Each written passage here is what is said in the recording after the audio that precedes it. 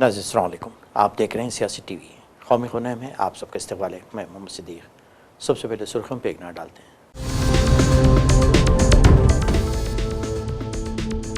NEET के दोबारा इम्तिहान के पेश नज़र टेलीग्राम ऐप पर आर्जी पाबंदी, हुकूमत का फैसला।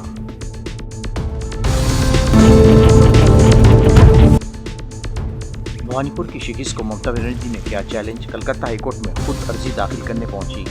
रियासत की सियासी तारीख में गैर मामूली वाक़या।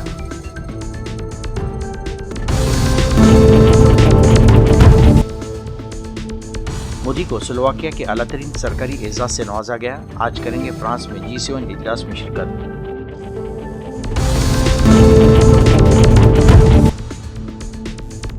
रिफाइनरीज को झटका। डीजल पर 14 और ATF पर 12.5 रुपये फी लीटर बरामद ड्यूटी में इजाफा। जंग के बहरान का बहाना।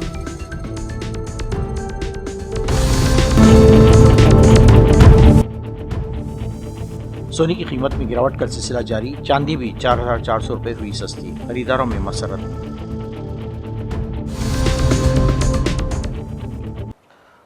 नाज़रीन, ये थी सुर्खियाँ। अब खबरों की तफसील पेश है। वज़ीर-ए-आज़म मोदी स्लोवाकिया का दौरा मुकम्मल करने के बाद G7 सरबराह इजलास में शिरकत के लिए मंगल को फ्रांस के शहर एवियन रवाना हुए।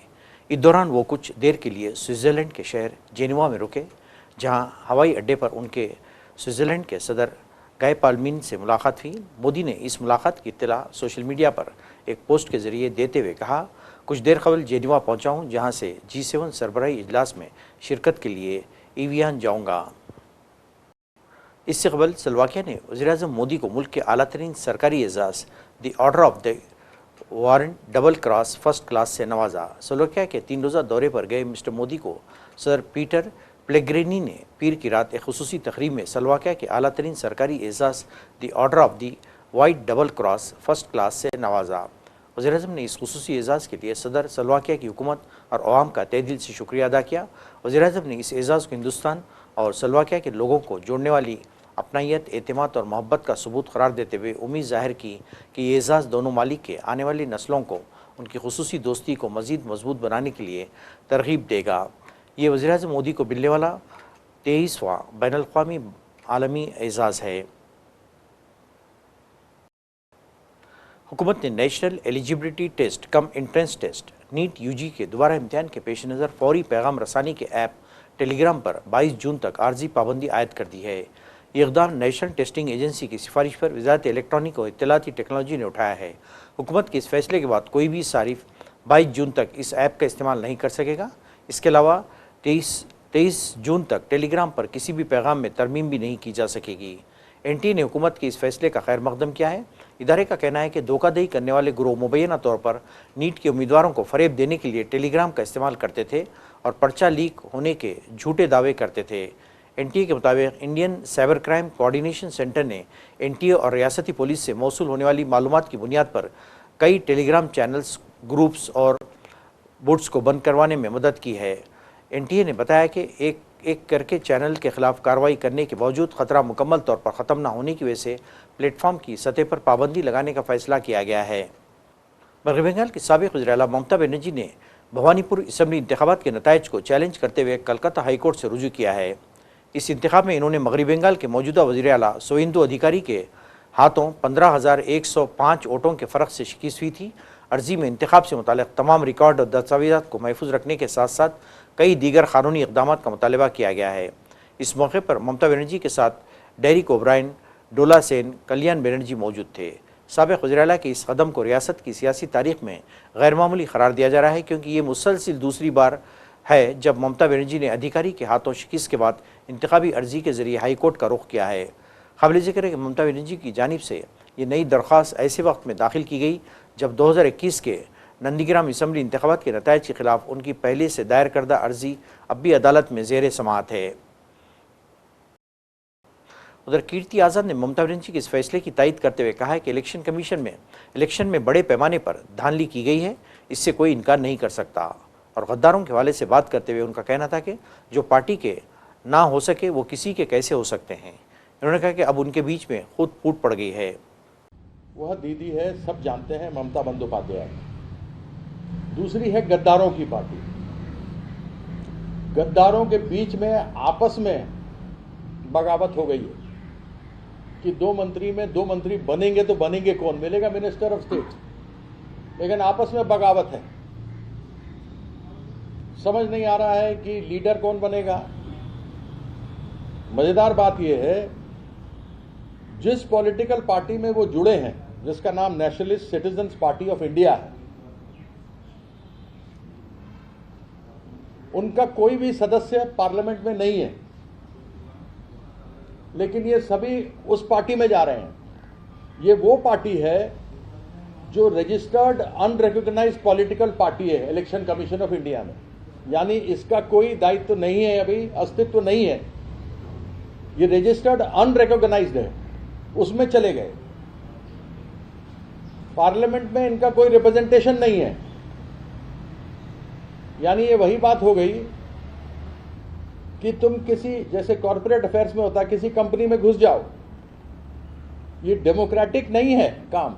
ये काम है कॉर्पोरेट कंपनी में तुम घुस जाओ, उसके साथ में तुम मर्जर कर लो, जो डेड कॉर्पोरेट ऑफिस है, कंपनी है, उससे मर्जर कर लो, 5-5 करोड़ ले लो और उसके बाद एक पॉलिटिकल पार्टी को खड़ा कर दो। ये है, देखिए, इलेक्शन कमीशन का। आप ये देख सकते हैं, सर्कल में लगाया हुआ है नेशनलिस्ट, इसका नंबर है 1225, 1225। देख लीजिए आप, ये देखिए मेरी उंगली रखी है वहां पे, आप देख सकते हैं। इनका यह अस्तित्व बन चुका है, इनकी हालत खराब हो चुकी है। इनको टीएमसी के घर से तो निकाल लिया बीजेपी ने, लेकिन बीजेपी के दरवाजे में घुसने नहीं दिया, लावारिस छोड़ दिया, और लावारिस छोड़ करके उस पार्टी में जोड़ा जो कि रिकॉग्नाइज्ड ही नहीं है। यानी ये अधर में लटके हैं। साथ में इनके अंदर ही बगावत हो गई है कि मंत्री कौन बनेगा। और यह तो स्वतः स्पष्ट है कि भारतीय जनता पार्टी का प्रयास यही है कि किसी तरीके से मरकजी हुकूमत ने आज से पेट्रोलियम मसनूआत पर आमद ड्यूटी में बड़ी तब्दीली कर दी है।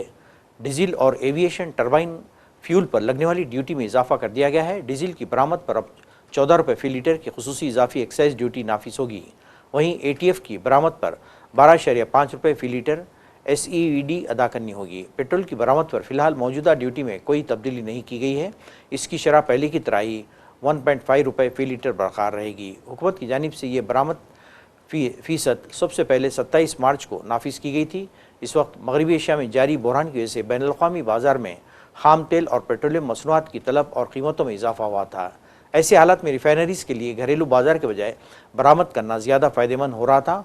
हुकूमत का फैसला रिफाइनरी कंपनियों के ज़रिए बरामद को तरजीह देने से रोकने के लिए है, ताकि मुल्क में पेट्रोल, डीजल और ATF की मज़ीद किल्लत ना हो। वज़ारत पेट्रोलियम और कुदरती गैस ने इस मीडिया रिपोर्ट को गलत करार दिया जिनमें दावा किया गया था कि हिंदुस्तान गहरे समंदर में गुजरात को ओमान और दीगर खलीजी ममालिक से जुड़ने वाले एक तवानाई पाइपलाइन तामीर कर रहा है। वज़ारत ने मंगल को जारी एक बयान में कहा कि इसने मीडिया रिपोर्ट्स का नोट लिया है जिनमें कहा गया है कि हुकूमत हिंद सरगर्मी के साथ एक गहरे समंदर की तवानाई पाइपलाइन तामीर कर रही है, जिसे मगरबी Asia Hindustan deep water pipeline का नाम दिया जा रहा है। बताया गया कि ये पाइपलाइन गुजरात को ओमान और दीगर खलीजी ममालिक से जोड़ेगी। वज़ारत ने वाज़ेह किया कि इस नौइयत की कोई तजवीज़ फ़िलहाल वज़ारत के ज़ेर गौर नहीं है। इस मनसूबे के हवाले से वज़ारत के किसी भी सतह पर ओमान या किसी दूसरे खलीजी मुल्क के साथ कोई फ़ाल बातचीत या मुज़ाकरात जारी नहीं हैं। वज़ारत ने कहा कि इस मामले से मुताल्लिक़ तमाम क़यासारियों का ख़ात्मा करने के लिए ये वज़ाहत जारी की गई है। काबिल ज़िक्र है कि बाज़ मीडिया रिपोर्ट्स में दावा किया गया था कि मगरबी एशिया के बहरान के बाद तवानाई की सप्लाई मुतासिर होने के ख़दशे के पेश नज़र हिंदुस्तान ने यह पाइपलाइन तामीर करने का फ़ैसला किया है। सोने और चांदी की कीमतों में उतार चढ़ाव का सिलसिला जारी है। India Boolean and jewellers association की सरकारी वेबसाइट के मुताबिक हिंदुस्तानी सराफा बाज़ार में हफ्ते के दूसरे कारोबारी दिन मंगल को सोना और चांदी सस्ते हुए हैं। ताज़ा कीमतों की बात करें तो खालिस वाले 24 कैरेट सोने की कीमत 1,50,000 रुपये फ़ी 10 ग्राम से ज़्यादा है। वहीं खालिस चांदी गिरावट के साथ अब 2,47,000 रुपये किलोग्राम तक आ गई है। नाज़रीन, आखिर में सुर्खियों पे एक और नज़र।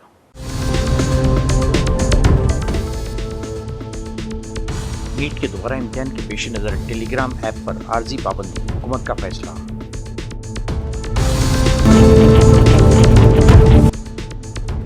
भवानीपुर की शिकीस को ममता बनर्जी ने किया चैलेंज, कलकत्ता हाईकोर्ट में खुद अर्जी दाखिल करने पहुंची। रियासत की सियासी तारीख में गैरमामूली वाक़या।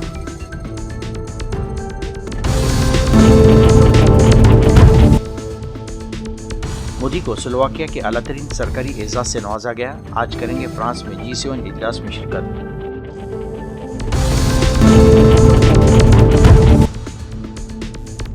रिफाइनरीज को झटका, डीजल पर 14 और ATF पर 12.5 रुपये फी लीटर बरामद ड्यूटी में इजाफा, जंग के बहरान का बहाना।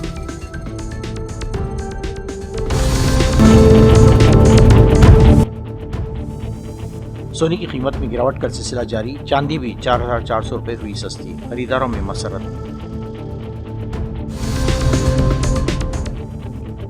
नाज़रीन, इसके साथ ही कौमी खबरनामा खत्म होता है। मुझे और सारी सियासत की टीम को इजाज़त दें। अल्लाह हाफ़िज़।